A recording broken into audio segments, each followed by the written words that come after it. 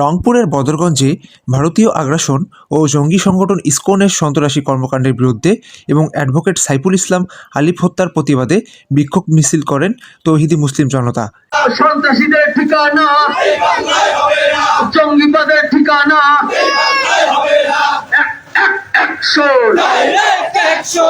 শুক্রবার জুমার নামাজ শেষে বদরগঞ্জ কেন্দ্রীয় জামে মসজিদের সামনে সাধারণ ধর্মপ্রাণ মুসলমানরা সকলে জমায়েত হয়ে মিছিলে শামিল হন। মিছিল শেষে বদরগঞ্জ শহীদ মিনার চত্বরে আলোচনা সভা অনুষ্ঠিত হয়। আলোচনা সভায় বক্তব্যে ইসকনের বিরুদ্ধে কড়া হুঁশিয়ারি প্রদান করেন মুসলিম তৌহিদি জনতা।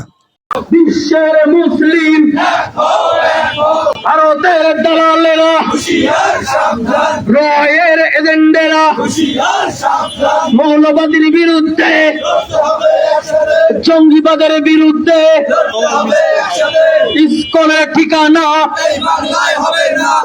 আমরা শুধু গততে দেখছি যে আমাদের ভাই সাইফুল ভাইকে হত্যা করা হয়েছে, শুধু আমরা ইসকনের এই ব্যাপারটা জানি, কিন্তু ইসকন এর আগে থেকে অনেক হামলা মামলা করছে, আগ্রাসন চালাইছে, এগুলো সম্বন্ধে আমরা কম জানি।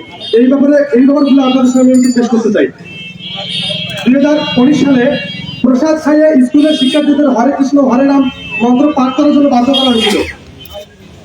তারপর 2009 সালে 18 সেপ্টেম্বর রসিক রায় জীব মন্দিরে ইসকন ভক্তদের হামলায় পূর্বমূলনে একজন নিহত হয়েছিল।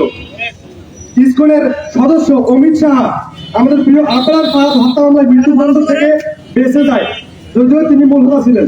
2021 সালে ইসকনের সদস্য অমিত শাহ যেভাবে আপনার হত্যা মামলায় মৃত্যুদণ্ড থেকে বেঁচে যায়। প্রবর্তক সঙ্গে ইসকনের হামলা হয় 12 জুন এবং সেখানে 12 জন আহত হয়। এই ঘটনা ঘটে 2021 সালে। এছাড়া চট্টগ্রামে পুলিশের উপর ইসকন সমর্থকদের হামলা ও এসিড নিক্ষেপ করে এবং যৌথ বাহিনীর 12 সদস্য আহত হয়, যেটা ঘটেছিল এই নভেম্বরে 2024 সালে। 2024 সালে স্বামীবাগে তারাবির নামাজ বাধা দেয় এই ইসকন সন্ত্রাসীরা। এছাড়াও ইসকন মন্দিরে আগ্নেয়াস্ত্র রাখা এবং এর ব্যবহার করে এবং সিলেটে ইসকন মন্দির থেকে সরাসরি গুলি করে। ইসকনের বিরুদ্ধে স্ট্যাটাস দেয় 2016 সালে সিলেটের এক মসজিদের ইমাম এই সন্ত্রাসী ইসকনরা গুলি করে